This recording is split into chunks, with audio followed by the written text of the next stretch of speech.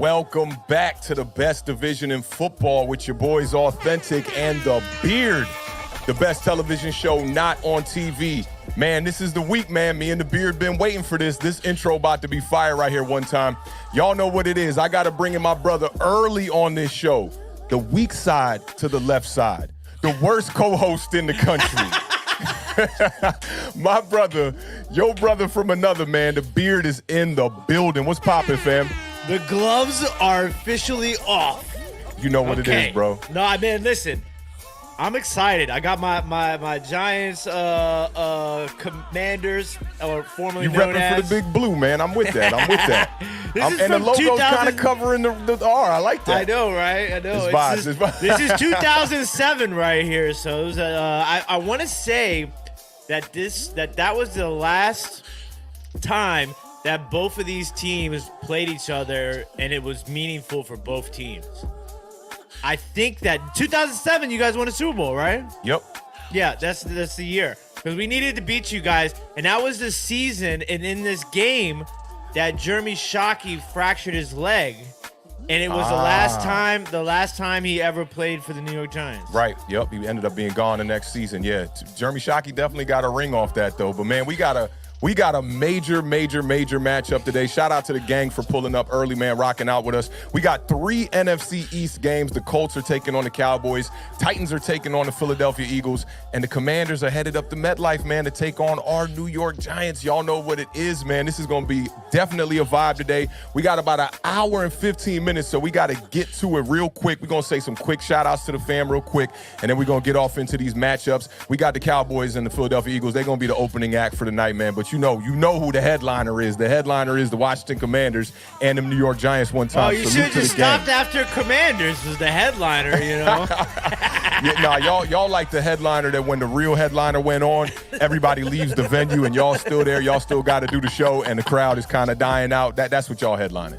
I mean, listen, we talked a lot about buzzsaws, on the parlay, right? Let me tell you. I cut that Christmas tree down yesterday, and I did not have a buzzsaw or a chainsaw. Josie and I, we went back and forth. I did a little, and she did a little. Oh my God! So yeah, it was quite interesting. But I was asking you about that too right before you went. I was like, "Is it chainsaw?" Like, man, just be safe, man. Don't pull up to the show whatnot with one hand talking about using the strong hand. You got 3 fingers up. I don't want no vibes like that. Oh, man, it was crazy. But, yeah, so let's go ahead and say some quick shout-outs to the people in the chat. We appreciate all the love, all the support. Shout out to everybody who's watching us right now on Facebook, Twitch, Twitter, and, of course, here on YouTube. Don't forget to hit that thumbs up. Let the world know that Awthentik vs. The Beard is live on your television. Yes, all right, ladies and gentlemen. Some Awthentik versus The Beard vibes today, for sure, man. It is. Stan hit me up. Shout out to Stan. Stan was like, this is going to be the first time y'all really, not on the same side, since I've been watching y'all since week 3 last year. So I told him, we still going to keep it realistic. We ain't going to be too optimistic, too pessimistic, nothing crazy like that. We still going to keep things in line, and, we're not going to be too crazy, nothing too inflated.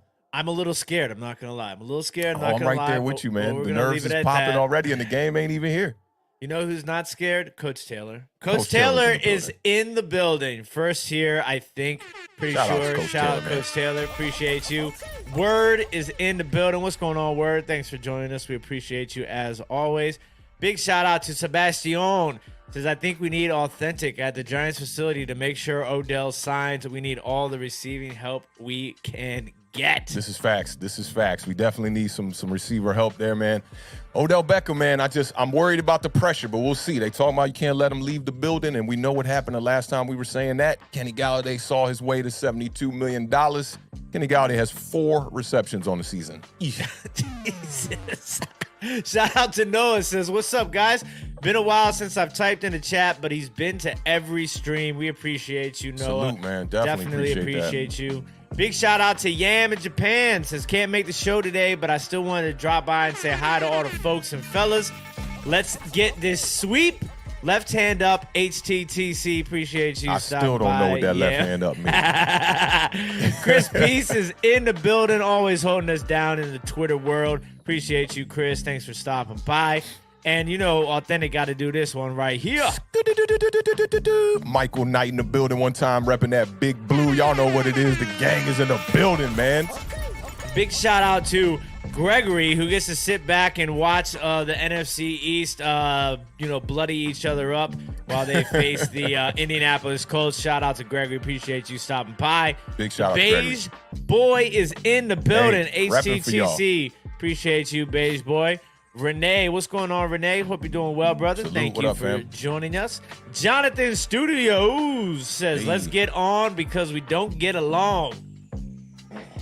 Oh, it's gonna be a fight to the finish. I got a feeling about this. It's gonna be a fight. I don't know about to the finish. We'll see. Big I'm hoping shout y'all out. looking at it from the sidelines, and Taylor Heineke can't get back on the field, and he's just like watching Daniel Jones kneel the ball out, like, damn, That I had my night- shot. I was gonna say that might not be what you want, Then Carson Wentz might come in and throw for 4 touchdowns. I'm just gonna leave that at that. Carson Shout Wentz out- has the same amount of touchdowns as Daniel Jones. He hasn't played since like week 5. I'm just saying. Carson Wentz still has more passing yards than Taylor Heineke. Shout out to Max Webster in the building. What's going on, Max? Good to see you, brother. What's good, Hope fam? you're What's doing good? well. Lax 044 is in the building. What's going on, Lax? Appreciate you Day one, stopping what by. up, Lax? Mr. Mini Guy with his patented yo is in the building. Good to see you, Mr. Mini Guy. What and whoa, my chat just did a little jump. What up? Zach is in the building. What's going on, Zach? Zach What up, Attack Zach? What up? is back. Appreciate you stopping by. Sean G is in the building. Great to see you, Sean G. Stan the man. What's up, fellas? The Duke quarterback has broken the fan base for the worst. It's officially worse than OBJ. I think it's so funny when I see Giants Twitter refer to him as the Duke quarterback. Yeah, that is funny. The Duke QB. I'm sure Brian ain't feeling that. Big shout out to Flem Dog in the building. Appreciate you stopping by. One of our resident Cowboy fans, Kai 001, is in the building. What's going on, Kai? Appreciate you.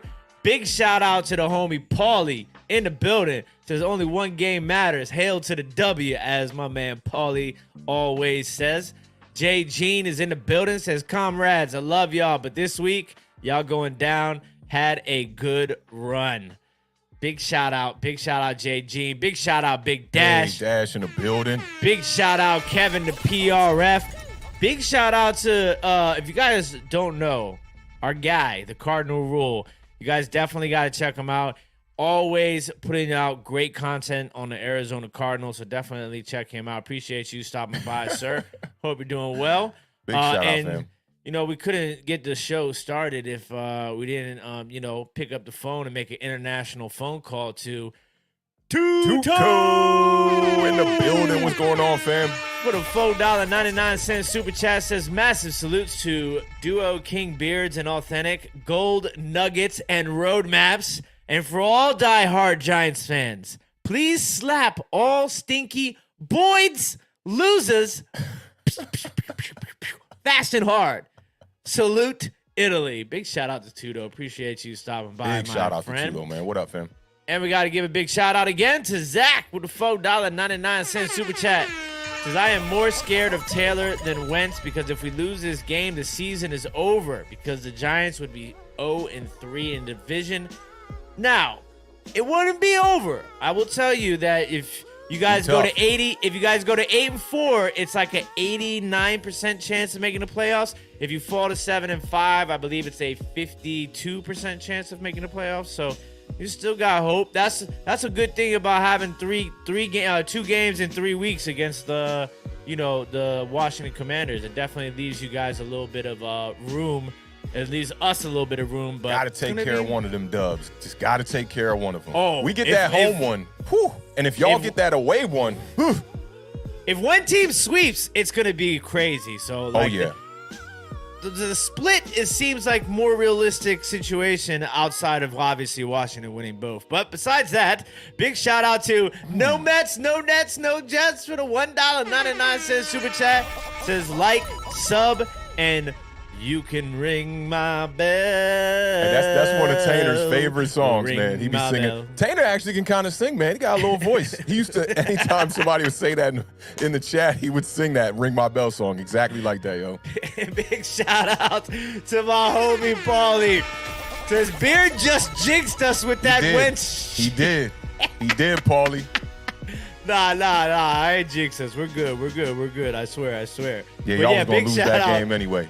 Big shout out to everybody in the chat. We appreciate each and every one of you guys. It's going to be a great show. Don't forget to hit that thumbs up. But yeah, ladies and gentlemen, let's rock and let's roll. All right, Beard, you ready for this duel? I am ready for this. All right, let's get the opening acts out the way one time, man. We're going to start with the Cowboys and Colts one. It looks like StreamYard kind of did us a little bit dirty there. I already see some stuff missing one time. So let's just go right to it, man. I'll get these couple of the graphics uploaded as we go along here. We'll go right to the Cowboys-Colts game real quick without the intro one time. But this game, man, last week, Colts lost to the Steelers. Cowboys beat the Giants, beat the brakes off the Giants for real. That scoreboard is definitely not as far off as that game really was. The Colts coming into this one 4-7-1. It's kind of sketchy. Cowboys sitting at 8-3, man, in prime position right now in the NFC East. Last meeting, the Colts won 23-0. So I'm hoping they could kind of repeat those kind of vibes one time. That was in 2018, though. Jeff Saturday won his debut, but the Colts have lost 2 straight since. And Dak Prescott, man, he's caught up to the homie Cooper Rush one time now. Since returning, Dak Prescott is 4-1, and Dak is back, Jack. I don't know about your boy Zach Wilson, but Dak is definitely back, man. The Cowboys were 23rd or worst in all of these categories before Dak came back. Points per game, total yards, passing yards, and third down percent. In the 6 weeks since, they're first in points per game, third in third down percentage, and second in total yards and sixth in passing yards. So Dak Prescott completely jumped this offense right to the top. For me, man, this one, it's kind of a no-brainer here. I mean, the Colts are probably not in the same class as the Dallas Cowboys for real. I think it starts for the Dallas Cowboys. They got to find a way to stop Jonathan Taylor in this game. Over the past 3 weeks, Jonathan Taylor has ran for 317 yards and scored a touchdown in all 3 of those games. Jeff Saturday, one thing he's getting to is he's getting right back to that running game. And I want to say that Jonathan Taylor is 10th in the NFL right now in rushing. He's got 779 yards on the season. And the Cowboys, man, I think they can win this game even if things start to go a little bit left. We know that the Cowboys can beat teams on the ground. We know Cowboys can beat teams through the air. Zeke, he has 4 consecutive games right now with a touchdown, so he's been more of like the Thunder, the Brandon Jacobs kind of vibes, I would say, to that duo they got going over there with him and Tony Pollard. And Tony Pollard, man, 2 weeks ago, he showed you that if you could stop the run, he could kill you in the passing attack. He had 6 receptions for 109 yards. And we could talk about this Colts offense a little bit, man. We got to see them in a primetime game this past week. And Matt Ryan is aging. Matt Ryan is... I don't like to say people falling off, right? I don't like to disrespect the players because they out there giving their effort, and he definitely gave a decent effort, but he's falling off a little bit. I'll keep it funky with you. He was sacked 7 times in his past 2 games, and this is a crazy stat for me too, is that not only has Dallas, their offensive line, and their offensive side of the ball allowed the fewest sacks in the NFL. On the opposite side of the ball, they have the most sacks in the NFL. So to me, this is a matchup the Dallas Cowboys should probably win pretty easily. But we did see the Colts go up against the Philadelphia Eagles and get them a bit of a run for their money. Took Jalen Hurts to drive them down the field on that last drive, and it took a 50-yard pass interference for the Eagles to get into position for Jalen Hurts to even run the ball, where he had those 3 runs back-to-back where he ran the quarterback drawing for the touchdown to pretty much seal that game. So I think that the Colts can kind of hang around. This game should look a little bit like what the Giants game looked like on Thanksgiving. Don't forget the New York Giants were pretty decimated in that one. But I'm going to give you a score right off the bat because we do got to fly through these games. I'm going to take the Cowboys in this one. I think it'll be a 2-score win. I'll take the Cowboys in this one 30-17. What's interesting is so you said 30-17. I see a lot of 30s in the chat. Kai says 35. Gregory says 38. We might want to pump the brakes on this 30-point performance for the Dallas Cowboys. The Indianapolis Colts got a good defense, ladies and gentlemen. The Colts have the 6th best defense in the National Football League. That's better than the 7th-ranked Dallas Cowboys defense. Just going to throw that out there, okay? And the Cowboys, don't forget, they've played well against the run as of late, but they're still 24th in the National Football League against the run. And we already talked about Jonathan Taylor and how he's been performing the last 3 weeks. So I'm just going to throw all that out there. Dallas is a 10.5-point favorite. 10.5-point favorite. What I got them by 12. Yeah, that 10.5 sounds about right. No, 10.5. Take the Indianapolis Colts plus 10.5. Don't forget to remind the people out there we are not financial advisors. Only if you win the bet, come back here and wrap it up with us and let us know how things went or how things went. But if you do win the bet, if you lose the bet, don't be coming over here trying to blame us, bro. Don't be trying to blame us. We are not financial advisors. I'm gonna give it to, but I think Dallas wins. Okay, but I don't think they get to 30. I'm gonna give it 24-17 Dallas. You heard me say, though, right there, they're averaging the most points per game since Dak Prescott back in the lineup. Yeah, but they playing. I'm telling you, they might not be running up into the buzzsaw. Let me see. So the Pittsburgh Steelers last, what was that? Was that the Monday night? Yeah, that was the Monday night game. Shout out to George Pickens. Got me my fantasy victory W. They put up in that game. They put up some good points in that game. If the Pittsburgh, I think they put up 24 in that game, right? Maybe. If they can put up that many, I got the Cowboys putting up more than 30, possibly. Keep it real with you. We're going to see. Sunday night, man. You can find us on Twitter, @Awthentik, @TimWalkOnWater 2. I am going to take the Indianapolis Colts in that game plus 10.5. Plus 10.5. So you got the Colts covering. All right, I got you on that. That's what's up. All right, well, let's get to this next matchup, man. We're going to talk about these Titans head to Philadelphia to take on Jalen Hurts and them Eagles one time.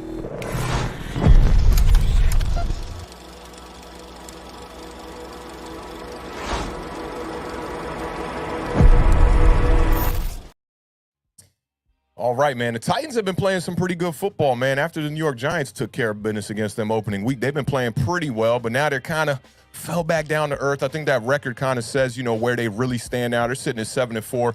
The Eagles sitting at 10-1. That just don't sit well with me. 10-1, man, that is ridiculous. The Eagles are favored by 5 in this game. The over-under is 44.5.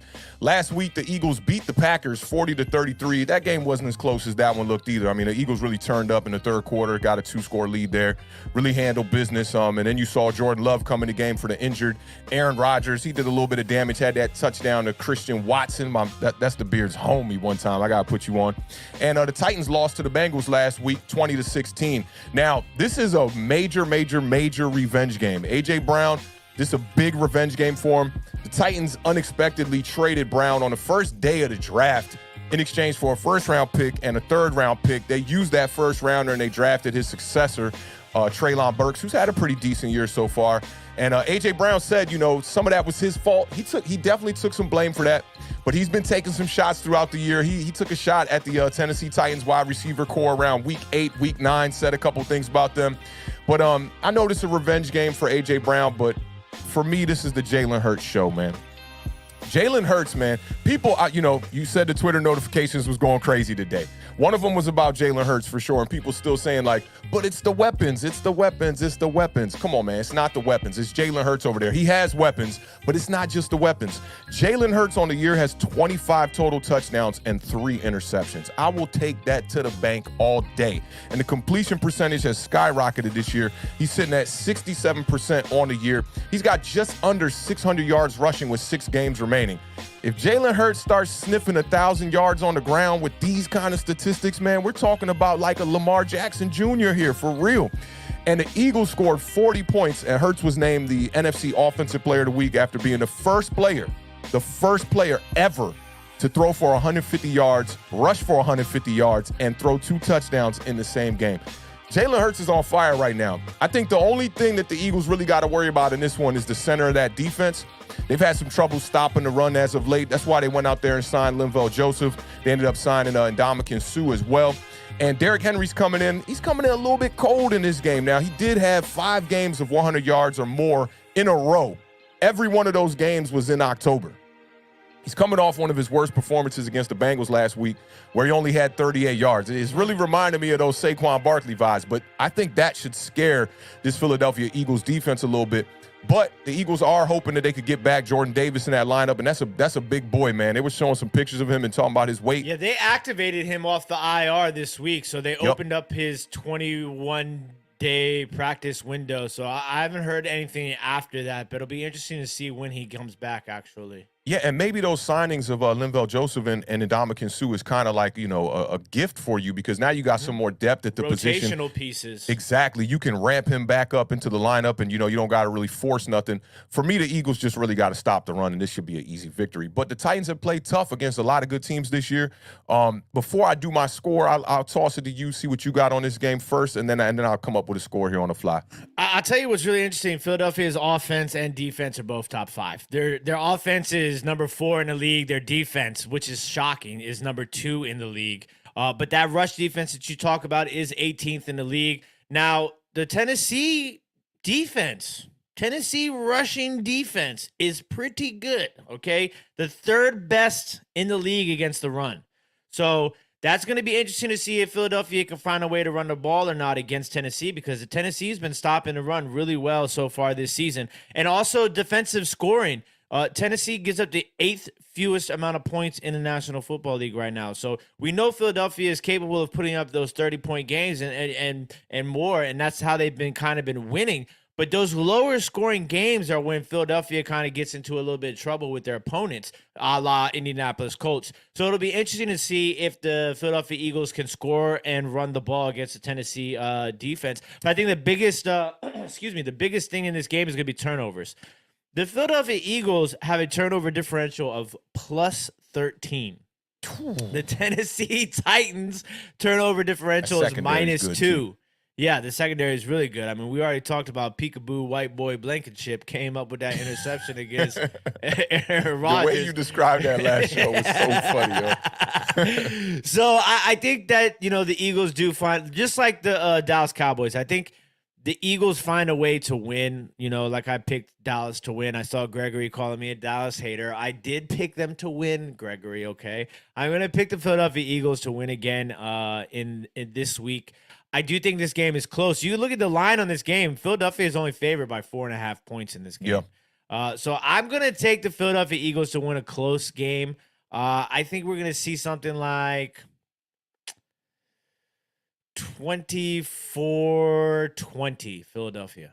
24-20. Okay. I like the score. I think it might be a couple more points in this one. I'm going to take the Philadelphia Eagles in this one too, even though way somewhere deep down in my mind, I really, really want to pick the Titans, to be honest, because the Titans have surprised a lot of teams this year, man. They started a little bit slow, and they're coming off a loss. Derrick Henry coming off one of his worst games. I think that's going to motivate him to really, really come out the gates here and really try to emphasize and, get that run sparked off early in this game. You talked about the Titans trying to stop the run from the Philadelphia Eagles, and the part that's interesting about that is the Philadelphia Eagles can run the ball from so many different ways. If you do stop Miles Sanders, right, you got Boston Scott. You got Kenneth Gainwell. You got a lot of running backs. Jalen Hurts. You got Jalen Hurts. I was going to get to Jalen Hurts now. And the way that the Philadelphia Eagles have been playing as of late, it's almost like they're waiting for Jalen Hurts to be that last option. He's the backbone of it. Like, if the running game is completely not working, then they'll try to go to a lot more read options and things like that. But for me, man, Miles Sanders has been quietly playing some really good football. And not enough people are talking about it because of the performance that Jalen Hurts had last week. But you talking 143 yards on the ground last week from Miles Sanders. I think he's going to be the X factor in this game, to keep it real with you. And if the defense can stop him, if the Titans defense can stop him, you can always rely on Jalen Hurts and the things he can do. Jalen Hurts, when we talk about those windows over here, he's diving through those windows, man. Anytime he gets an opportunity to win the game, he's doing that. Sometimes you'll see the offense sputter a little bit, maybe, especially in the past couple of weeks. You'll see him sputter for a couple quarters, and then Jalen Hurts just gets it together like he did against the Colts in that fourth quarter and drove them down the field to put them in position to win that game.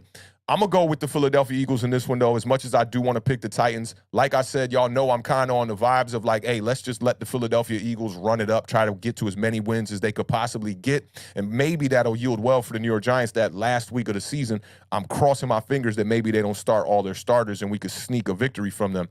But I know if we compete with them in the first matchup, they're probably not going to do that because this rivalry is something serious. They owe y'all, though. Yeah, I know. They do owe us. What was that? The Nate Sudfeld Bowl. They owe us, bro. The landscape of what was happening with the Philadelphia Eagles around that time is so crazy to where they're at right now, sitting at 10-1. But I'm going to go with the Eagles in this one, and I think they'll win it convincing, man, because I think there's urgency on the side of Philadelphia Eagles right now where you can't get into another game that's real close you really gotta make an imprint and an impact in this game and show that the Titans really not in your class. I'm gonna take the Eagles in this one, 28. I'm gonna go 28-13. So pretty convincing. Pretty convincing, yeah. And I wanted to bring this one up too right here. We've been talking about these kind of vibes on Twitter a lot. Earlier today, we brought up some of these. He says, this Stephen R. Shout out to Stephen Arsh one time in the building. That's fam right there. He says, if you give DJ Devonta Smith, which we wanted, that was definitely who I wanted in that draft at first, but in hindsight, Micah Parsons was right there, which we wanted, and A.J. Brown, DJ would have better numbers, and with Saquon, it would open up running lanes for DJ. What you think about this one, Beard? I'll let you take this one first. I mean, yeah. If you know what I'm saying, if Scottie Pippen had Michael Jordan, so those sort of situations. If you give a good player another good player, then they produce good numbers. But I think he's saying better than what Jalen Hurts is doing right now. Oh, no. I don't think so either. I'll keep it real with you because maybe because you have to think about like this. Okay, is it just Devonta Smith in this Giants offense? Then maybe he has better numbers than he has in Philadelphia right now because there's nobody else. Well, no, he's saying both of them. He's saying both. He's saying if Daniel Jones had the weapons pretty much that Jalen Hurts has right now, minus the running back.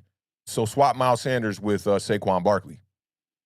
He's saying that Daniel Jones' numbers will be better. Better than Jalen Hurts. Better than Jalen Hurts, yes. No. I don't think so either. I mean, 25 touchdowns right now after 11 games. To me, there's been a problem with Daniel Jones, and yeah, he's been strapped for talent, offensive line and all that. But the way that Jalen Hurts, when you get near the red zone, it's like an automatic score. I know their offensive line it's totally polar opposite when you talk. And that's the thing too, is that it's not as much as an indictment on, Daniel Jones as it is praise for Jalen Hurts. Yeah, totally. And I just think there's still that what if with Daniel Jones. It's like if we get this and this and that around him, right? Jalen Hurts finished 2021 with 26 total touchdowns.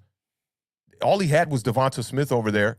Goddard was hurt for some of the season, so he had Goddard for a little bit of that. And Miles Sanders over there, who, when you look at Miles Sanders, the way he played last year in comparison to Saquon Barkley, I think they're kind of, Saquon's the better back, obviously, but they're similar when they're both producing like they should be producing. They're kind of similar backs. I actually think Miles Sanders is probably a better back out of the backfield as far as the passing game goes, too. Like say somebody, Diggy said this today, and I didn't 100% agree with it. Like I'll read somebody's tweet, right? And if there's one part of it where I'm like, I don't know if I agree with that. I agree with everything else, but I don't agree with that. I won't give him the like on it. So I didn't like this one from Diggy, but he pretty much said like Saquon Barkley's one of the more overrated pass catchers from the running back position, and he's not in the class of a Kamara CMC type vibe. He's different. He's a different receiving back than those two guys, I think. I think that those two guys rely more on, their lateral movements, the shiftiness, for lack of a better word. I think Saquon Barkley can, we've seen it. He can catch the ball out of the backfield, no problem. We saw in 2018, crazy. I mean, we were talking about it before we went live. He had 91. Was it 91? Right? 91 receptions. 91 receptions in a year. So no, you missing me with that one. Saquon Barkley. There's a part of it that I don't know if this is like because of Eli. I think Daniel Jones lacks touch. And in return, you see Saquon drop some passes that be just like right there. But you didn't see that 2018 at all. Yeah, I think with the touch thing, I think that you've seen it get better. But I think a lot of that has to do with internal, clock and stuff like that. Whereas a lot of times when you see people, like when you rushed a little bit. Yeah, you rushed a little bit because you're worried about the pressure. You know what I'm saying? Like you're just not all there. So I think that's just. I think that's where that is. This is kind of crazy what Benny's talking about right here. Antonio Brown is in a standoff with the police right now. That would be wild right now. That would definitely be wild. But I to answer the DJ thing a little bit more precise from my side, I just, the saying here, man, if was a fifth, we'd all be drunk. And I think there's still a lot of if with Daniel Jones, and we're all thinking like, okay, if we put this around him, if we put this. I was talking to people on Twitter about this today, and like, they're saying go out there, sign a free agent wide receiver, also draft a wide receiver. But we tried that. and it didn't work. And I'm not saying like Kenny Galladay is some world-class wide receiver at this point, but the fall off, I don't think anybody could have predicted what happened to Kenny Galladay. Whether he's dealing with an injury or not, there is some speculation that people said that he did have the hip injury, and Dave Gettleman went out there and signed him anyway. But for me, I just think it's still a little bit of if, and there's still a bit of unknown there. And, games like this one with Daniel Jones coming up against the Commanders in a big spot like this, I think these are those games where you got to show and prove that you can be that guy and you can put the team on your back, kind of like he did with the Green Bay Packers game and kind of like he did with the Baltimore Ravens game earlier this year where, he really lit it up. One of those games, he was close to an 80% completion percentage in one of those games and over 200 yards. So, for me, Daniel Jones he just has a lot more to prove, and I think Jalen Hurts, you could just see it.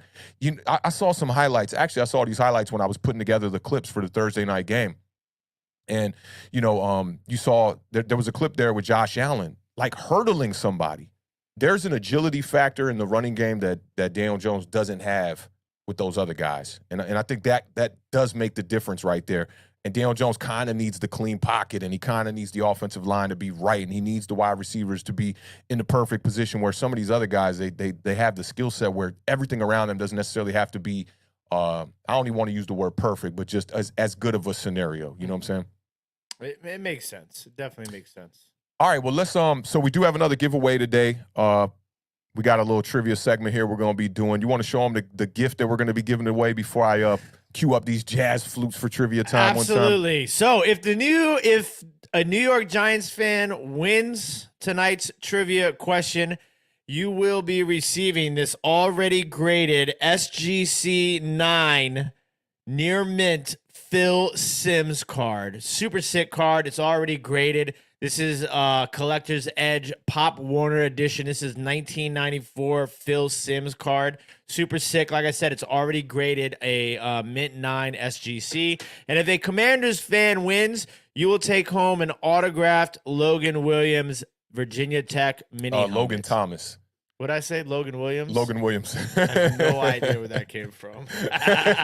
Like, there's not even any reference. Nope, he said, I have no idea where that came from. Nah, shout out to the Beard and Over the Years Sports for sponsoring this. And just so y'all know, give them the rules one time, the Beard, so Yes. they know, they see it in the chat. So it is going to be based upon who we see in our chat first. Due to different internet lags, it may look different on your end. So remember, we have to go by who we see on our end first. So definitely make sure you keep you guys chat on live chat. And if a Raiders fan wins, I got something for you. I got something for everybody. Don't forget, if a Philadelphia Eagles fan wins, I got Eagles prizes. I got Dallas Cowboy prizes. Listen, we got prizes for everybody here at Awthentik and The Beard. So don't be afraid to answer.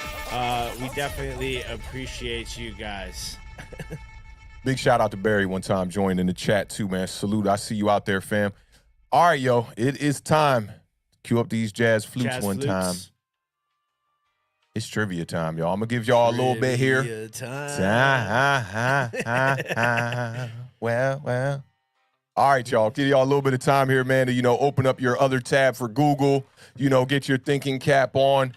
This is definitely going to be a difficult one. I'm going to keep it funky with you, so you're going to probably need to hit the Google one time, unless you are a diehard fan. Shout out to the Hub, man. He went to the stadium just a couple weeks ago, and he did a trivia segment at the stadium. He was giving away a signed Lawrence Taylor jersey, and nobody won, so he kept the jersey. I think he set it up like that on purpose. He had some difficult trivia. He had me like, I don't even know that one. Who was the 2016 fourth round? Like, bruh, I don't know, bruh. This one's going to be a little easier, but still a bit difficult. I hope y'all are ready. Don't forget, it's who we see in the chat first. And without further ado, let's bring up this trivia one time. Make sure that StreamYard didn't do me dirty, and they did not. Thank you, they did not. Shout out to StreamYard one time for powering today's stream. And today's trivia question is, what player holds the Giants' single-season record for receptions? Let's see if the chat's going to get this one time. I saw somebody just put Joe Namath, John Madden. Shout out to Fabian one time in the chat. Give y'all a little time, see who's going to get this one first. Jay Jean said, no Google, gonna just start saying names. This is when StreamYard's gonna go crazy with like 12, man, there it goes. With like 20 different answers. Jeez. I see a winner. Chicken dinner in the chat. Yeah, I'm going to go ahead and type it in there for you, see if you concur.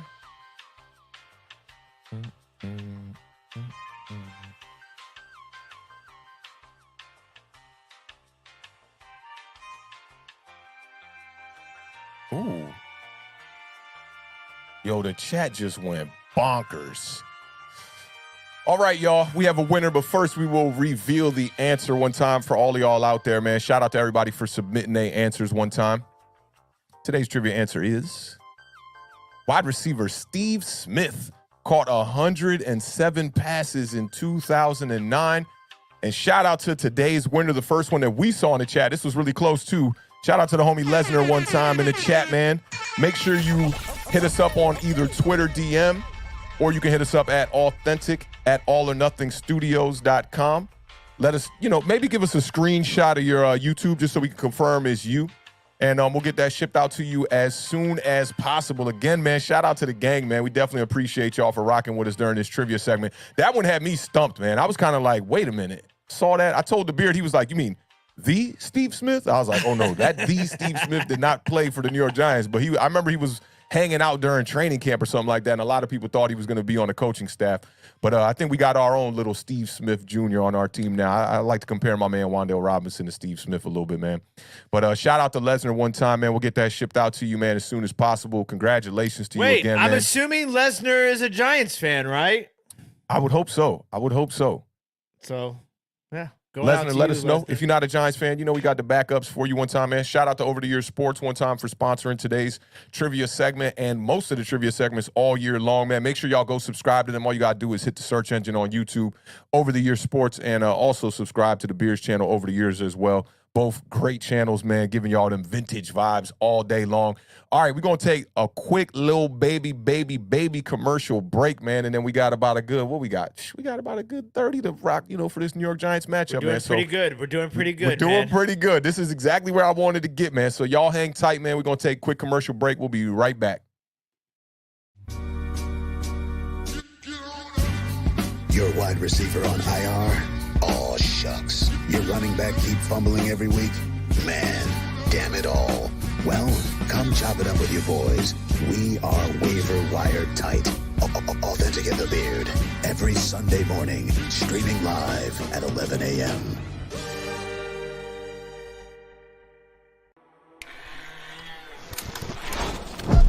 Are on the board with 11:16 to go here in the third.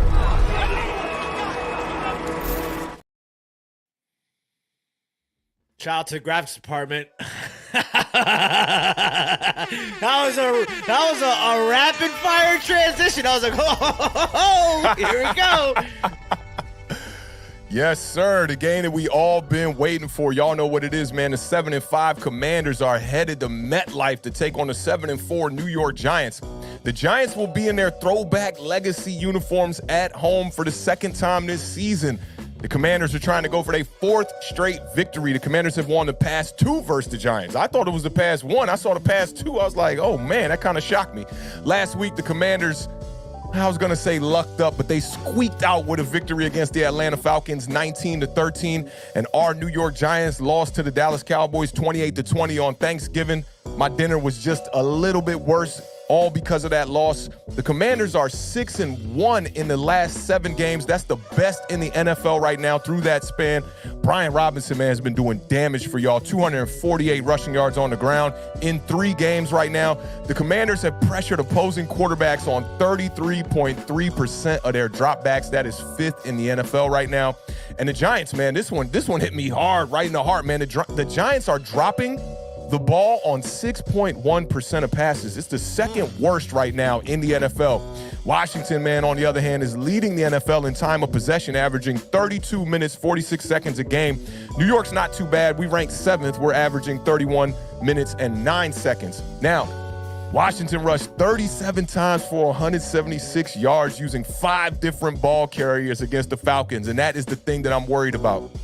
Been talking about the Giants early on for about the past 2 to 3 weeks. The game plan gotta be to stop the run early and often, and that's not what they've been doing. Antonio Gibson's been adding to that, man. He has 50-plus scrimmage yards in 4 consecutive games against the Giants right now. We wanted to switch this vibe up just a little bit, man, and go over some of these matchups that are gonna be taking place in this game. We gonna start with the quarterbacks here? Let's start with the quarterbacks here. All right, so first and foremost, we're going to start with the quarterbacks one time. We're going to start with my guy one time. Y'all know what it is, man. Number 8, Daniel Jones.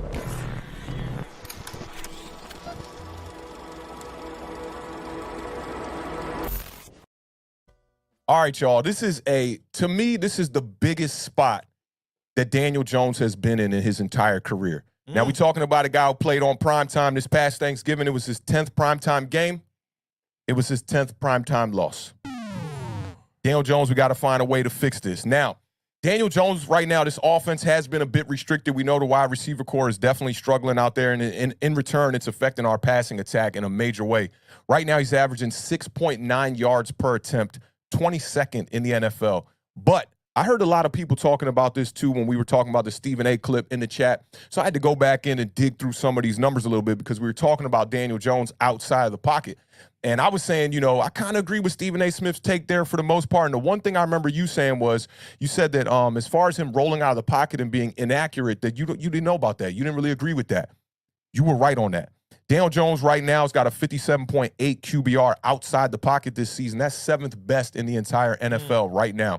Now, he's going up against the Commanders' defense that y'all secondary has definitely been balling out. Since week 7, the Commanders are 6th in passing yards allowed right now per game. So Daniel Jones, for me, the formula in this game is going to be to take care of that ball, game manage, and when you get those windows, if you get a window like that 4th and 1 like you got against the Dallas Cowboys, you got to take advantage of that. We cannot have this up and down type of quarterback with the accuracy and what's been going on with Daniel Jones.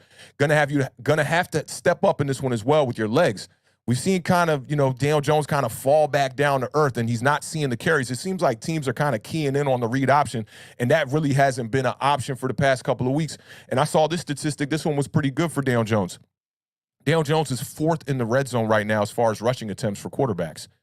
He's also 4th in touchdowns, rushing touchdowns for quarterbacks as well. So I'd say he's pretty even keel right there, but I want him to step it up in a major way. Now, I didn't want to get to talking about the wide receivers too crazy, but we do know that with Daniel Jones, there is a deficiency with the New York Giants at wide receiver. We're hoping that we could get Daniel Bellinger back in this game, who was at practice. A lot of Giants fans have been very weary about seeing him get back into the lineup. He had an eye injury that had held him out for a couple of weeks, and people just don't want to see him get hurt again. I'd expect them to come out in this game with a visor. But it seems like Daniel Bellinger has been Daniel Jones' real security blanket in the passing attack.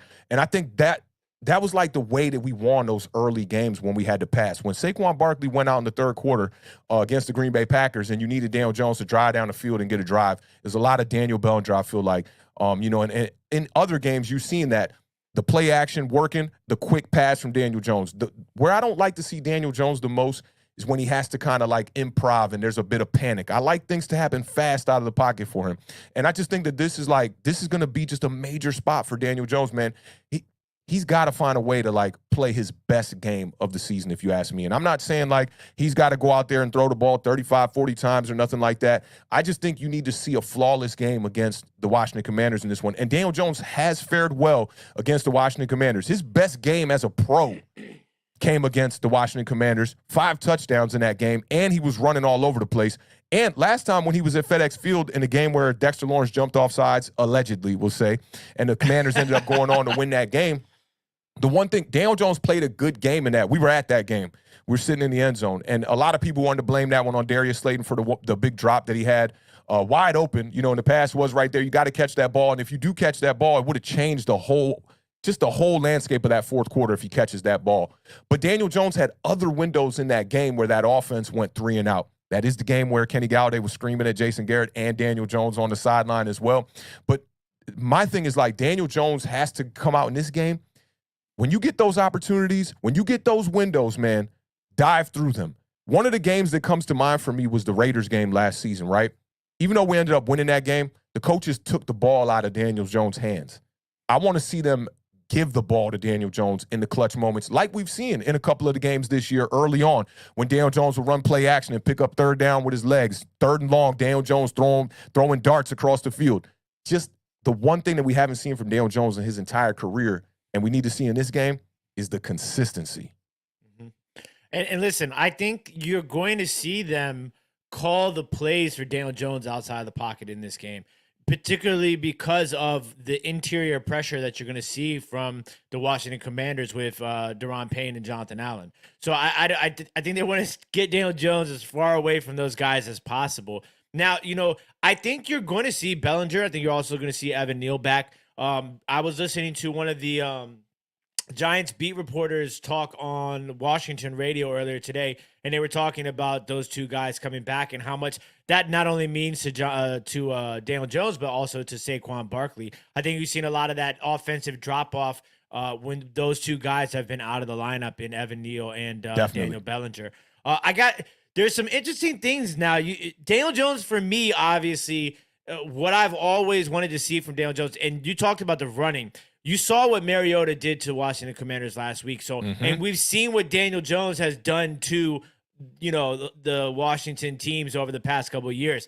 But I looked up two things that were kind of mind-boggling to me as far as statistical things for the New York Giants, which basically has a lot to do with Daniel Jones. The New York Giants have the 3rd best turnover percentage in the National Football League. Yeah, he's been taking care of the ball. Only 7% of all of the New York Giants drives this season have ended in a turnover. And I think what is interception wise? What is Daniel Jones sitting at right now? 4 only or 5? Four, I think. Yeah, it will be coming across the screen here in a second. I think it's only 4 interceptions. Yeah, he's played a clean year, man. He's 4 interceptions, 10 touchdowns. So the ratio is looking pretty decent. I will give him that. He's over 2-1. 2,165 yards, 64.6 completion percentage. He's definitely been taking care of the ball. And, I mean, he had the 2 interceptions in his last 3 games. So that's something to take into consideration as well. But Daniel Jones has also, managed some drives. You think about it, there's probably a lot of 3-and-outs with the New York Giants, right? Because you watch Giants football all the time. When people who don't watch a complete Giants game, but they might watch Red Zone, they'd be like, man, I don't understand how the Giants only have 10 points on the board. Like, every time I looked, I see Daniel Jones completing a big pass, right? Do you know that the New York Giants have the 6th best plays per drive average in the National Football League? Oh, like how many plays you get per drive? Yeah. That's interesting. 6th best in the National Football League. They're averaging 6.4 plays per drive right now this season. And what's really interesting is score percentage. The New York Giants are actually scoring on 38.3% of their drives, which is 13th best in the National Football League. And when you're saying scoring, there's that touchdowns only? Scoring in general. Just any scoring, yeah. A drive ending with a score. Right. Right. And that's 13th best in the National Football League. So there are things that Daniel Jones is doing, It's look, there's a lot of people sick right now. Shout out to Marjorie with the Marge bomb. Facts. So I think that is that those are a couple of statistics that kind of like stood out to me as far as nuggets go. Like those were the nuggets that I would have grabbed first and dipped into the sweet and sour sauce for the New York Giants. But I think the main thing is they want to. I brought those up because as a quarterback going against a buzzsaw. I don't know, man. That buzzsaw was like lacking a long extension cord last week. I hollered at Black & Decker. I ordered us a portable battery, okay? We plugged that thing into the bottom of the buzzsaw like a clip in an AK, okay? So we're ready to go. All right, just throwing that out there for everybody. But, I mean, those are the two big things that you want to see. You want to see, the drives. You want to see some sustained drives. Keep your defense off of the field, and you want to see, low turnover percentage. So those are two things I think Daniel Jones has to do in this game. And big shout out to Zach for the $1.99 super chat. Says, who is the better quarterback, number 4 or number 8? Okay, we are going to answer this question as soon as we're done talking about number 4. How about that? I like that. Yeah, we can set it up, talk about number 4 for a little bit, and we come back to Zach's question right here. We definitely appreciate you dropping that 199 super chat, supporting the channel, fam. All right, let's talk about your guy, man. Let's talk about your guy one time, more like an electric knife. I wouldn't even give him the electric. That's like a butter knife right there. I don't even know if it's an electric knife. Had the Atlanta Falcons ready to win that game one time. But shout out to Kai one time in the building, man. All right, let's talk about it, man. Let's talk about number 4. And he wearing my old number, but no love for this man this week.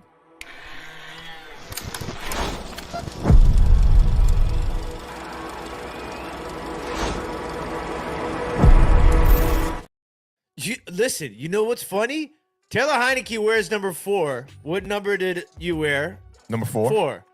Daniel Jones wears number 8. What number did I wear? Ooh, that's crazy. You wore number 8. I ain't never think about that. That's wild. I'm glad you definitely stopped to say that. That's true. That's definitely true. You was definitely number 8. Is that Cal Ripken? Is that why you wore that number 8? Maybe subconsciously, but no, I don't think I really had a reason for it. I think that was just the first number they gave me, and then I was like, all right, I'm going to wear 8 for every single sport in high school. So, yeah, I wore 8 for basketball, baseball, and football in high school. Good vibes, man. Good vibes. All right, man, we talking about your guy, man, Taylor Heineke, who I'm kind of more of a fan of Taylor Heineke than you might be a fan of Taylor Heineke. Let's keep it real here. But Taylor Heineke has 7 touchdowns, 5 interceptions, a passer rating of 82.7. His completion percentage is 60.8. He has an interception in every game except the game versus the Houston Texans. He has 100. He has under 200 yards in all of those games but 2. I don't know about this guy. 1,000 yards, 160 or 1,169 yards on the season in what? 1, 2, 3, 4, 5, 6 games so far. You were one that was saying that your boy Carson Wentz might not be done for the year. I want to start it off right here. Is Carson Wentz done for the year real quick? I have no way of telling. I hope not, because I hope so. Excuse me. I hope so, because if he's done for the year, that means we're winning, because that's what Ron Rivera said. Ron Rivera said as long as we're winning, Taylor Heineke is going to be the quarterback. So for me, winning is more important than anything. So as long as we're winning, Taylor Heineke stays a quarterback and Carson Wentz is on the bench. But that's where I stand with that. I mean, look, Taylor Heineke has to do more. And this is the problem, because we have a polarizing debate in the Washington community, just like the Giants have in their community with, Daniel Jones. Because some people think that you can't demand more from Taylor Heineke without, bashing Taylor Heineke. Like, I'm not trying to bash Taylor Heineke by saying, hey, buddy, I need you to do more, because that's all fine and dandy against the Houston Texans and the Atlanta Falcons. But we're about ready to go into the second or third hardest schedule remaining outside of the New York Giants and I believe the Chicago Bears are the 3 toughest remaining schedules for the rest of the season. Yeah, so you could argue that y'all's is tougher, even though the winning, the percentage doesn't add up. But, I mean, that game against the Browns, that game against the 49ers, those are big spots. It's a must-win game for Taylor Heineke. How much pressure you think is on him as far as, in comparison to how much pressure is on Daniel Jones, especially, how much pressure is on him to actually play well? Does he have to just really just game manage, or is this like a setup for, like, the game of his life where he's got to go out here and treat this like a playoff game? I mean, Taylor Heineke has to play every single game like it's a playoff game, because he knows that, there's a possibility that if they don't win, he might lose the job. So I think he understands the magnitude of the game. I think that as long as Taylor Heineke, there's 2 things with Taylor Heineke. It's almost like you guys want Daniel Jones to pass for more than 1 touchdown in a game. And, with us, we want to see more than 200 yards in a game. You know what I'm saying? So it's less than 1 interception. Less than 1 interception and 200 yards. I think as long as the running game is working well, and obviously we're going up against the New York Giants rush defense, which is it has allowed some rushing yards for sure. Here. Bottom third of the league. Yeah, I'm sure. 26 in the league in rushing yards allowed, 138.9. So I think as long as we can manage that, I think it takes the spotlight off of Taylor Heineke a little bit, which is something that is it's easier to see your quarterback not performing well if you're not running well. And this other thing too is like last week it was like he put up 2 touchdowns, right? But like you and I have talked about how bad he looked to the eye last week, and then you look at it, he's barely at 55% last week. I was shocked when you said he was at 60% for the year at completion percentage. You know, so he only had 138 yards in that game versus the Falcons, and it was ugly. It just. When you just watch the game, if you didn't have a box score to look at and you just watch the game, you'll be like, yo, this quarterback's not good. He's not good. And listen, and that's going to lead me, I think, to answering Zach's question. Shout out to Zach one more time. And shout out to everybody in the chat. We got 71 people watching right now on YouTube, Facebook, Twitch, and Twitter. Shout out to everybody. I'm 100%, you know, and it sucks because I've been so outspokenly not a huge Heineke play fan. I am a Heineke fan. I'm just not necessarily a fan of his play, if that makes any sense. What are you a fan of? His personality? I'm a fan of him. You know, like we talked about it. Listen, there's no G in the stat book for gamer, okay? Yeah. There's no H in the stat book for heart. Unfortunately, I hate to bust everybody's bubbles. You know what I'm saying? But like eventually when it comes down to the nitty gritty, you're going to have to play. You're going to have to ball out. Okay, and right now, I strongly believe Daniel Jones is a better quarterback than Taylor Heineke. I'm right there with you, man. I've been like that since last season. And the measurables is why I think a lot of it with Daniel Jones. I mean, you know, bigger arm, probably more accurate. The one thing that Taylor Heineke has that I think that Daniel Jones is kind of catching up to him on is the pocket presence and being able to just maneuver and extend the plays. A lot of people in the Giants community are worried about that. They're like, man, you got to keep Taylor Heineke in that pocket. Julian Love did a spot with Tiki Barber on WFAN earlier this week. Actually, I think it was like 2 days ago maybe. And they did talk about that. He said, you know, he's a shorter quarterback. Of course, we want to keep him in the pocket. But he talked about y'all wide receiver core. You know, we'll save that and won't let the cat out the bag too much. But he definitely talked about the wide receiver core being a problem. And he said, you know, that Taylor Heineke can do some things out there. And if you let him get out the pocket, the ability to extend plays can make things more difficult on the secondary because you're going to have to be checking those guys for a lot longer of a period of time. And we know that's not the recipe for success for a secondary. You want to get after that quarterback, try to put some pressure on him. The New York Giants are coming off of 2 straight games where we haven't even got a sack on the quarterback. No sacks against the Cowboys. No sacks against the Detroit Lions. So we're getting pressure, but we're just not getting there. And I think this is another spot for Kayvon Thibodeau to try to show, you know, that he belongs. He's going up against a pretty decent, I'd say, rebuilding offensive line with the Washington Commanders right now, who have been looking better as of late.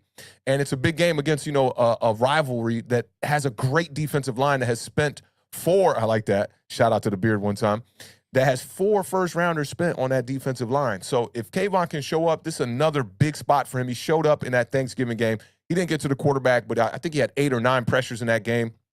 So I think it's going to be important for us, you know, to seal the edge early, man, and contain Taylor Heineke, keep him in the pocket, and make him throw from the center of that pocket. Because as a shorter quarterback, man, we already know. You say this just about every week. What is it? He's a stoner, right? Taylor Heineke's a stoner. He's a stoner. Always high and late. Always high, always late. And the way that I think to make that even more potent is to keep him in the pocket. I think that's going to be an important thing for the Giants here. And, you know, also stopping the run. I think I talked about this a lot last year, right? And I think that Taylor Heineke, if he can rely on his running game, he's a different quarterback because then you got defenses off balance. Linebackers don't really know what to do. Are you going to stay in coverage? Are you going to try to step up and stop this bruiser running back? That just makes Taylor Heineke that much better of a quarterback. And that's when you see him and you see people like me saying, maybe Taylor Heineke is a starter in this league. But when things start to go a little left, that's when Taylor Heineke gets in trouble.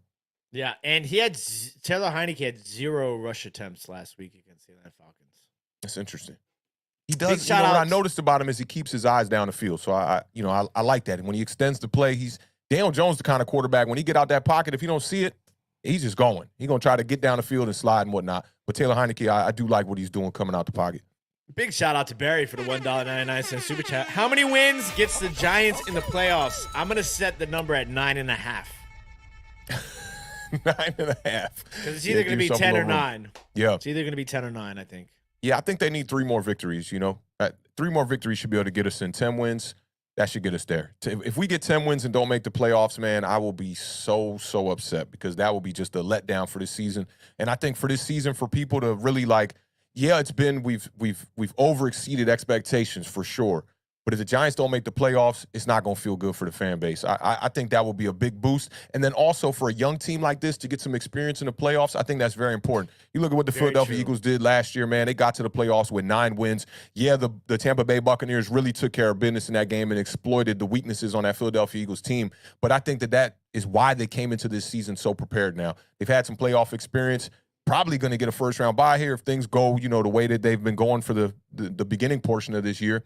And that experience will yield well for them, moving forward. And I think the Giants, we need this, man. We've had 5 years of losing, pretty much a decade of losing outside of the 2016 season. So, yeah, 3 more wins to get the Giants to 10.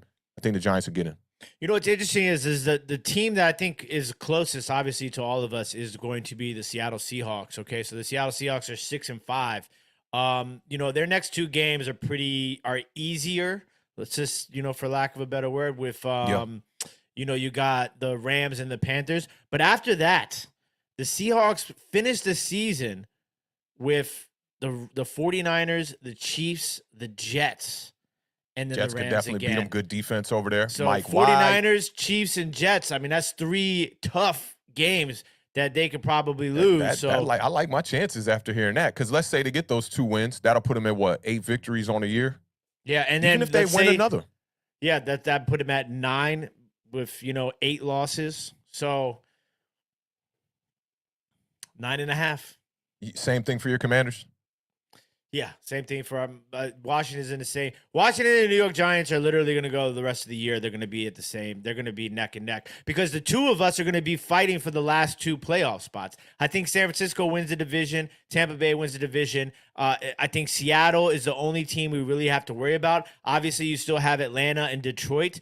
Detroit worries us the most because we lost a head-to-head matchup with them, but they're the furthest of those 3 remaining teams behind Washington at only 4 wins right now. I like it, man. All right, well, let's get to this this next matchup from the running back position one time, man. We'll talk about your guy first one time.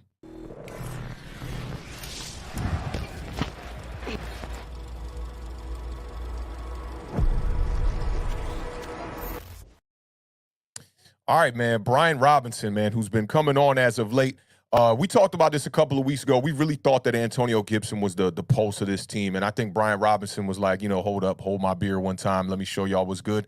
And the Washington Commanders have now kind of leaned a little bit more towards him. He had his best career game this past week, his first 100-yard game as well, and was just a bruiser running style. And I talked to the Beard about this, a very different style of a way to lower your shoulder. It's not that full speed, run you over, Derrick Henry type of vibe.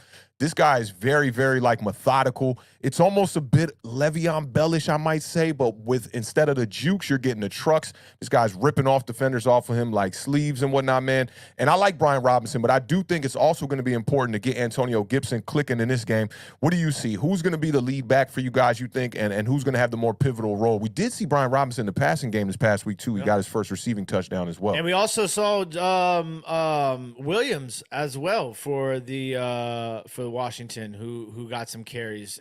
Did y'all end up cutting what was the homie? Patterson. Y'all end up cutting him? Yeah, we cut him in the beginning. I'm surprised he hasn't got picked up, man. He was a decent running back. Yeah, so I think the big thing for me is Brian Robinson is seeing the field better, I think, over these last couple of weeks. In the beginning, when he was first out there, it seemed like he wasn't finding the right holes. He wasn't finding the right lanes. He was running a lot of times into his blockers.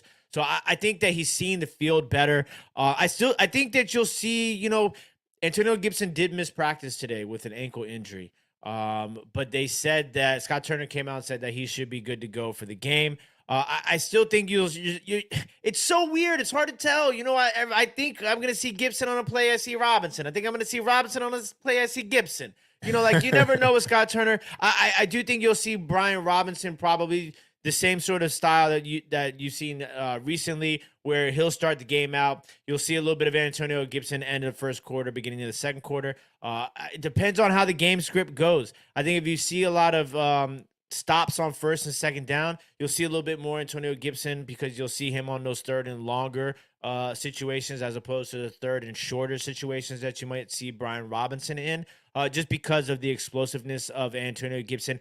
I still think you'll see Gibson on some interesting formations, whether you might see him line up in the slot, you might see him on some jet sweeps and stuff like that, as well as the traditional running back situations. But I mean, the Washington's got to step up the game. That's all there's to it. They're still only 15th in rushing yards a game at 121.7. They only have 8 rushing touchdowns, which is 26 in the league right now. And then, the New York Giants have given up, though, the 6th most rushing touchdowns in the NFL this year. They've given up 14 rushing touchdowns this year.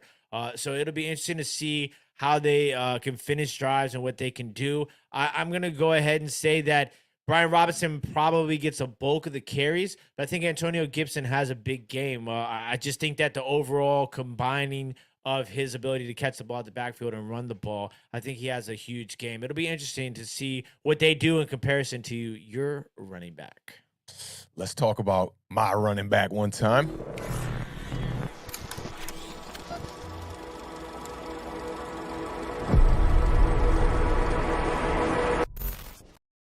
All right, man, let's talk about this, man. Saquon Barkley one time. He's coming off of his worst stretch of the entire season, man. 22 yards against the Lions, 38 yards against the Cowboys.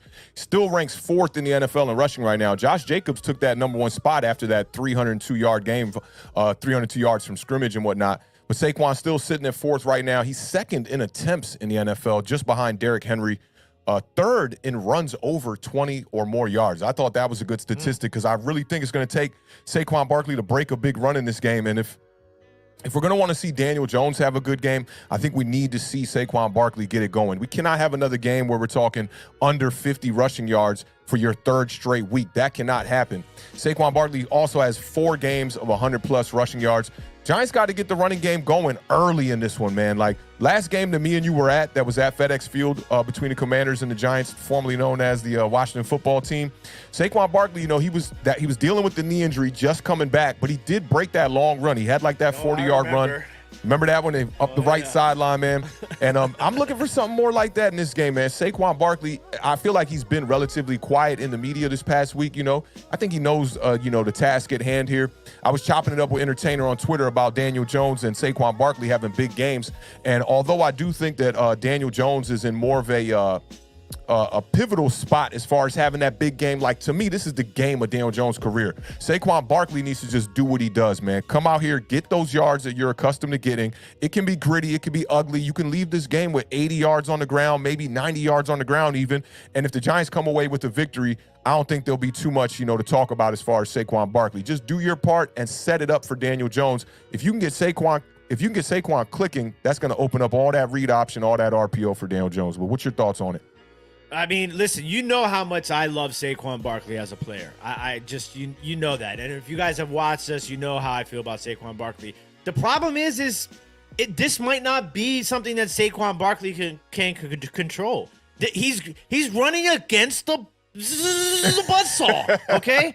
Washington's defense is 8th best in the National Football League in rushing yards allowed. We're only giving up 108.4 rushing yards per game. That's 8th best in the National Football League. We have only allowed 6 rushing touchdowns all year long. That's 5th least in the National Football League. So the rushing defense is there. I mean, I'll talk about it in my roadmap. I think Saquon has there's no way he has like a game like a 30-yard game. I don't see it. I feel like this game is going to be, unless it's like a 9-6 game, which I don't. Nah, it'll be a little more than that. Maybe 13-10. I'm playing. It's a shootout between the Giants and the Commanders. We're live here in the 3rd quarter. It's 9-6. Yeah. But yeah, I think that Saquon. The problem is with Saquon is, you touched on it with that big run. At any given point, Saquon can break one, and that scares me because Washington has been really good over these past few weeks during this stretch of winning football. I think we have the best record in the National Football League over the last 7 weeks. So, yep, y'all do. Yep. It's just we used to have that problem with giving up the big plays, and you go a bit against a guy like Saquon Barkley, that can be come back to life where the defense gives up a 40, 50-yard run to Saquon Barkley. And that's all it really takes, like you said, for him to get clicking is one of those big runs. But it's going to be an interesting matchup between Washington's run defense and Saquon Barkley. That's big facts. And we're pressing up against the clock. So I'll tell you what, I got your wide receiver in my keys to victory here, okay? I'm going to let you get right into keys. Roadmap time? Roadmap time. All right, Roadmap ladies and time. gentlemen, welcome to the unofficially sponsored by Awthentik roadmap provided by The Beard for the... Oh, thank you. Shout out to the sound department. Yeah. You got one instrumental's worth, 2 minutes, 42 seconds. I don't even need it. This roadmap. Listen, I've been giving y'all nuggets throughout the whole show, okay? We talked about the run defense. We talked about, the rushing attack. Third down defense. Washington's third down defense is fourth best in the National Football League at 33.3%. The New York Giants are 19th at converting on third down at 39.6%. Okay? Washington, though, on the other hand, they got to convert some third downs this week. They have not been converting third downs. They are 26 in the NFL in third down conversions at 36.8. They are going up against a New York Giants football team whose defense is tremendous on third downs. They have the 7th best third down defense in the National Football League, only allowing opponents to convert on third down 36.6% of the time. So it's going to be a battle in the trenches, ladies and gentlemen. That is for certain. Now, going directly to the roadmap. Let's get it. Shout out Bays Boy. RTDB, baby. Run the damn ball. We're going to need 40 rushes. That's the mark rest of the year. I need 40 carries a game. Okay? Care. Oh, there it is, Tudo. Tudo's been asking for it in the chat. Look, we need 40 rushes from the Washington backfield. I don't care who's in the backfield. As long as you are back in the field, that means you might get the ball. Curtis Samuel, Terry McLaurin, Jamal Williams, not Jamal Terry, Williams, okay. Jonathan Williams, Antonio Gibson, Brian Robinson, and maybe even Taylor Heineke. Let's wait and see. So 40 rushes. We're going to need to hold that Saquon Barkley, okay, Saquon and Daniel Jones, because Vanilla Vic got his name against the Washington Commanders. Hold the New York Giants to under 100 yards rushing. I believe the New York Giants have not surpassed the 90-yard rushing mark in 3 of the last 4 weeks. All 3 of those games were losses. So you got to hold the New York Giants under 100 yards rushing. You got to win the turnover battle. We talked about how the New York Giants are not turning the ball over. Washington went a lot of weeks this season without forcing turnovers, but lately they have been forcing massive amounts of turnovers, and they have to. Why? Because Taylor Heineke tends to turn the ball over himself. But you got to win the turnover battle against the New York Football Giants.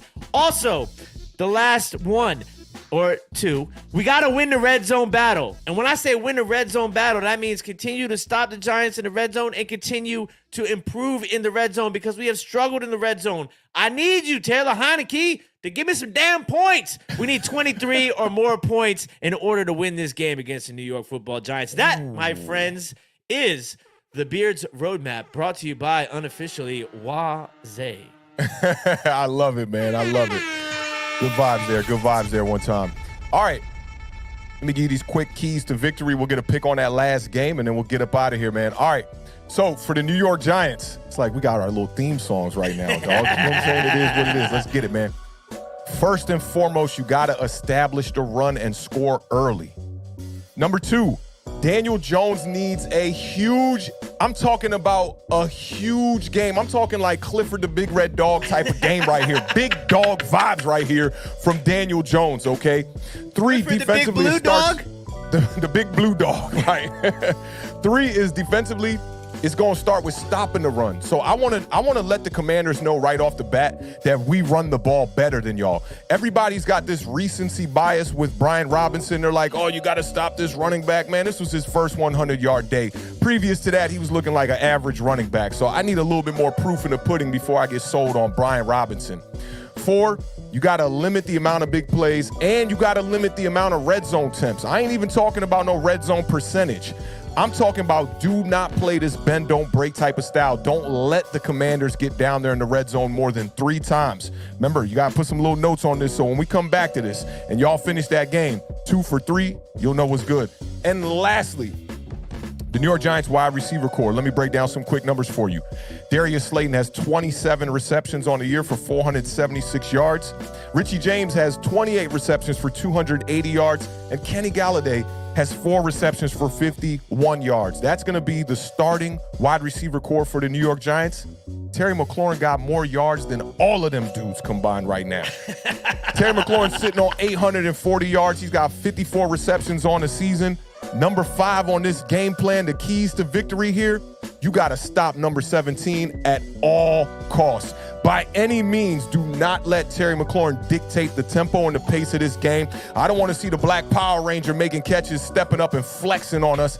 That cannot be a thing. And if the Giants can do all of that, I'm going to give you the score right now. The Giants are going to come away with a victory in this game. 23-21, New York Giants at home. Washington Commanders, 24. New York Giants, 0. No. 24-20, Washington Commanders over the New York Giants. Y'all know what it is, man.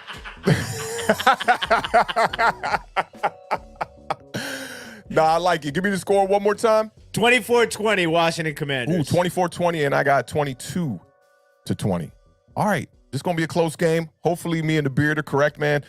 I'm going to be on the edge of my seat. You watching this one at the crib? Yeah, I'll be at the crib. Yeah, I'm not inviting you over here. Definitely not for that. That's the one thing. Listen, we rarely ever watch. We watched a few of these together at when I was living at the Awthentik's Palace, but the Palace. But it's difficult to watch these games with somebody else like directly like that. Yeah. It's just, especially when we do this together. Like I don't want to see Awthentik upset. You know what I'm saying? Hey, like, I'm gonna keep it real with you. I want to see you angry as all hell after Sunday when this game is done. I'm gonna keep it real with you. But This first one is important. In 2 weeks, when we're there, we're sitting right next to each other. Yeah. Oh, it's classic. Those are gonna be crazy, and they're definitely always classic. And last but not least, man, who you got in this matchup on Thursday Night Football between the Bills and the Patriots? So the Patriots, I feel like always play Buffalo a little hard. Not like how Miami does. I feel you. Buffalo's only favored by 4 points in this game. The over-under is 43.5. I'm going to take Buffalo. I'm going to take Buffalo to cover. It is in New England, but I'm going to take the Bills 24-17. I got a lot of players in this game tonight, I know you man. do. Yeah, I've got a lot of players. I kept Isaiah McKenzie on the bench, though, but I got the New England Patriots defense. I got Stephon Diggs, and I got Josh Allen. I'm hoping for a major, major, major barn burner. 40. I'm talking 40. I need 40 in this one from the Buffalo Bills. I'm going to take the Buffalo Bills in this one, 41-24. Jeez. Yeah, no, I don't think we're going to end up making it to MetLife, but you never know. If we do, you'll know. How about that? That's just a reminder to keep those eyes peeled to the Twitters of both of us and to the YouTube community tab. We do like to utilize that for information and announcements. As far as announcements go, stay tuned for an announcement regarding the annual Awthentik and The Beard parking lot pimping, where we will be tailgating Green Lot E40 at FedEx Field for the annual Washington, New York game. Are you excited, Awthentik? I'm super excited. I'm glad it's Thursday, man. Football is here, man. Ain't nothing better than a Thursday show. The Tuesday show, especially the last couple of weeks, getting over them L's, man, having to talk about the Giants for so long. People have just been smoking that New York pack. It ain't been too fun for me. So now we're here on Thursday.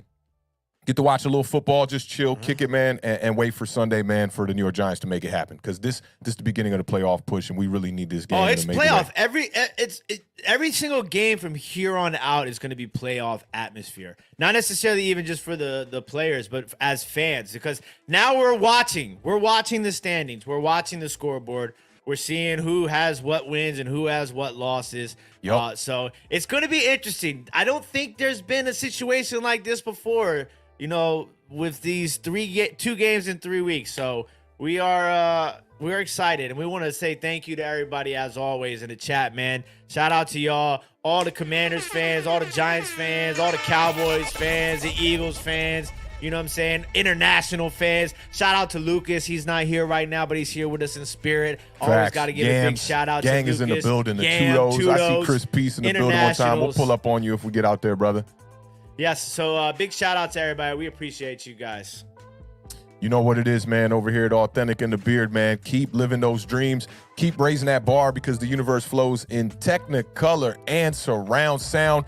Rest in peace to the podcast GOAT, Combat Jack. He was from New York as well. Send them blessings down from my New York Giants, man. We appreciate y'all rocking with us this week, man. Best of luck to you, The Beard, in this game on Sunday, but we're going to be enemies until about, that Sunday night football game. Y'all be good, man. Enjoy y'all Thursday night football, man. We appreciate y'all rocking with us again, man. Shout out to the fam and shout out to the gang. Y'all be good. Peace.